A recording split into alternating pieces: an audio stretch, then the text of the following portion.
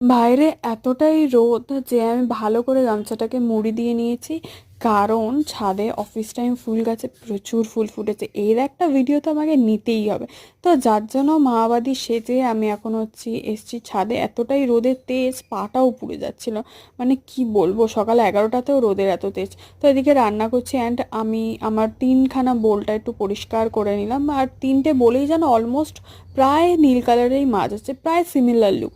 So সন্ধেবেলায় pasta বানিয়েছিলাম, সেটা খেলাম। অ্যান্ড এখন মোটামুটি 10টা মতো বাজে, এখন উঠেছে হচ্ছে ঝড়।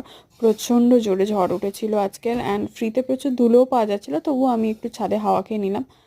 তো নিচে নেমে দেন তারপর ডিনার করি। ডিনারটা খুব সাদামাটাই ছিল, অ্যান্ড বৃষ্টির আওয়াজটা শোনো জাস্ট।